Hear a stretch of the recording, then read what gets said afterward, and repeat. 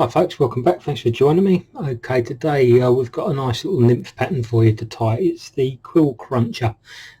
This is basically an emerging buzzer pattern, but it's one that won't sink too quickly in the water because of the way it's tied. It's quite lightweight. At the moment the buzzers are on the lakes, on the small lakes especially, and with this warm weather we've been having, the fish have been coming up and up and up in the water for them. When we can't quite get them on the dries, we want a pattern that's going to sit up nice and high in the water and won't sink too quickly, not as quickly as traditional varnished buzzer patterns. And this is one of those patterns that looks like the emerging buzzer, one of those patterns that's going to sit up in the water nicely and not sink too quickly. So let's get straight into it. The hook in the vise is a size 10 barbless lightweight nymph or dry hook. Okay, we're using a nice light hook just to keep the weight off of this. Right? We don't want too much weight in this pattern. Thread for this is UTC in dark brown, number 70. So let's get that whipped on and get started. So as always folks, if you enjoy these videos, please click like and click subscribe, and you'll get notified as I get these videos out to you. So right, first thing I'm going to do is put a tail into this. So the tail, and this is going to have a little bit of hackle, is just out of a brown hen. All right, just a few select feathers out of a brown hen. So I'm going to select a few off one of the larger feathers there, just select a few barbs and peel them away, and that's fine. That's going to do us for the tail. I'm going to tighten. We don't want a massive long tail in here, just to come over the back of the hook there.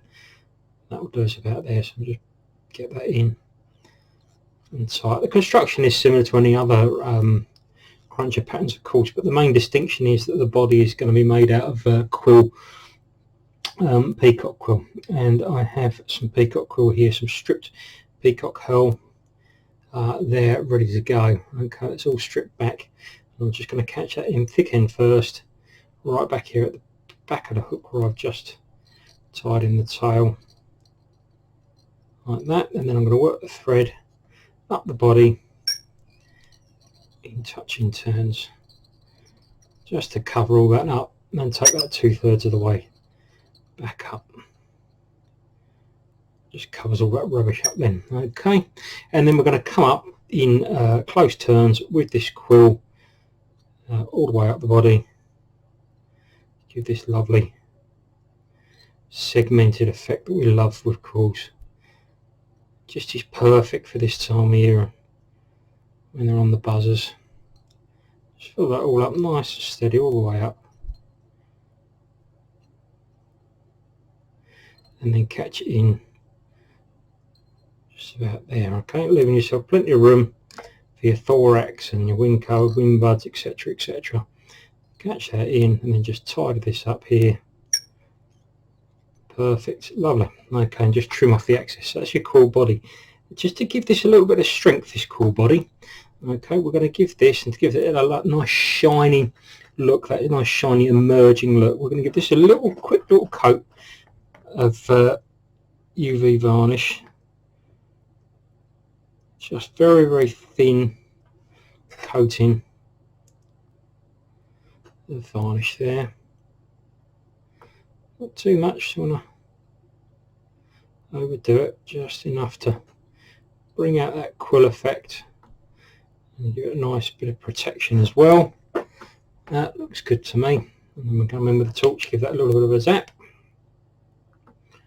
just to set that, and then that gives that lovely buzzer-like body that we love. That's perfect. Okay, next bit we're going to tie in a few wing buds. We're going to try on a couple of wing buds just here at the back. You get these little cheeks that they've got on them, and we're going to accentuate those. And we're going to use a little bit of orange Globrite number 7 there. So we're going to take a strip of the number 7 off, and we're going to cut that off, and then fold it again, and one more time. Okay, so you end up with that effect of that folded, and then we're going to catch that in just up here over the middle of it somewhere. Don't have to be exact because we're going to be trimming these down. Catch that in there and then back up the other side. It's almost like a what you would do with booby eyes. That's lovely. Gives that nice effect there. And then just at the moment we'll leave them as is, because there's no need to trim them back just yet. And then we're going to put a little thorax cover on here. And for the thorax cover, for this one I'm going to use a little bit of hares here, ready to go there.